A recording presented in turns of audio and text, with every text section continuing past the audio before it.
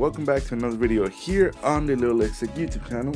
Now, while everyone is talking about iPhone 14 that, iPhone 14 release date, which it is coming up in the next week or next couple of days or so, depending on when you are watching this video, I figured why not step off of the Apple land for a little bit, step off of the Apple ecosystem for a while, and check out a separate older device. That's what I'm into. That's pretty much one of the reasons why I started this channel. And yes, the device at which I am talking about is the Google Nexus 6P. Now, I did review a Nexus before, actually two Nexuses. I did the Nexus 5, which was a phone that I actually bought and I used all throughout high school until I sold it for an iPhone 6 Plus. But anyways, then after that came the Nexus 6 and then the Nexus 6P. Now, I did also check out the Nexus 6. I have a video. I'll link that somewhere around here as well as the Nexus 5 video. But let's get straight into it. Now, the Nexus 6P was released back in 2015, September of 2015 to be exact, and it was designed by Huawei. Now, if you aren't really familiar or into the Nexuses, each Nexus was made by a different manufacturer. Now, the software provided obviously came from Google, but it was made by a whole different manufacturer. The Nexus 6P was made by Huawei, the Nexus 6 was made by Motorola, and the Nexus 5 was made by LG. Now, why would I want to check out a older device that was released back in 2015? Well, I've been using this device for a couple of days. I actually just bought it off of eBay, got an awesome deal on it. I think I paid like 25 bucks. And yes, it still performs not the smoothest phone ever. Of course, it has its age, 2015. Can't compare specs from back then to now. But yes, it still works good. I downloaded all the apps and games that I remember playing back in the day on my Android phone. Back in here, they all work. I would say if I had one of the biggest, letdowns would be the camera department, which even back when it was released, it wasn't the greatest. Now, taking a look around the device, the back is awesome. Actually, all around the device, it's a full aluminum build. Back, sides, top, bottom, you name it. Now, in the back, we have the fingerprint scanner, which it doubles as a little touch capacitive. How would you call it? If you remember the Blackberries, not fully like that, but you can bring down your notification shade by just dragging your finger across it.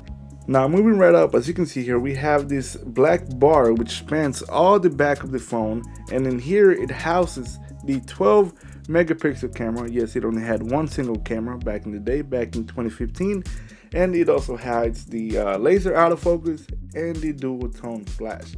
Now, like I mentioned before, this phone did not have the top-notch camera that even then we were used to with the iPhones, especially with the iPhone 6, which I had at the time, and the iPhone 6s, which was about to release, and it also released in that year, 2015.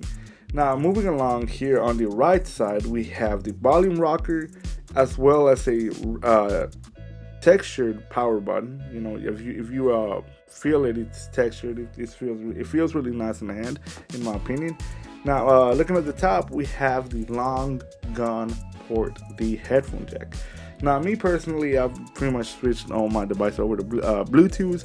All of my headphones are pretty much Bluetooth, but there's this one time sometimes that you need a 3.5 millimeter headphone jack, and then you don't have it, especially on a plane whenever you're traveling.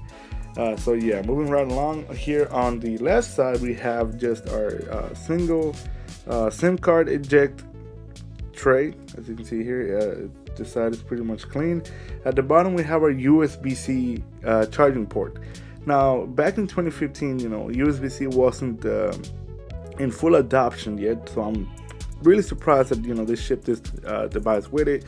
Now, there's some rumors that the iPhone might come with USB-C. In my opinion, having one single charger that you have to take with you, it is awesome. Hopefully they end up doing it, but knowing Apple, they probably aren't. Now, taking a look at the front of the device, we have two dual speakers here at the front, right at you. You're watching video, movies. They're right in front of you. The sound here is awesome. It is really loud. Now, while the bass isn't, I guess, as heavy, it can sound kind of tinny at times, but it is pretty loud. As you can see here in the front, we also have the camera, as you can see here, and we have, like I mentioned, the speaker, and the camera at the front is an 8 megapixel camera, which you can only record up to 1080p. The one in the back you can record up to 4K, just 4K, not 4K 60. That was later introduced, I believe Apple had it first, I'm not fully sure. Now, turning on the device, as you can see here, it is semi-smooth. It's not the smoothest phone ever, but as you can see, you can still get through it, swipe through your Google feed and whatnot. Now, like I mentioned, the fingerprint scanner, you can use it as a notification pull down tray. So as you can see here, I swipe down and it pulls down my notification tray. You can even put it all the way down, where you can have your toggles like flashlight, for example. Now I guess I'll hit that so I can show you the dual tone flash. Pretty bright, nothing too crazy. It's a small flash, just it's there for functionality. Now, as I mentioned, why would you buy this phone in 2022? Now, it makes no sense. Nobody should buy this phone in 2022. But let's say you are crazy enough to buy it. It still works pretty good. I have T-Mobile, and I was able to get some pretty good speeds. As you can see here, opening up the speed test, letting it load, since I mentioned it's not the newest phone ever, but it loaded up pretty quick. As you can see here, I am on the T-Mobile network. I have full bars of LTE. This phone obviously did not have 5G back in the day. Everybody was still dreaming about it. As you can see here, I can get some pretty good speeds, 36, 37, 38.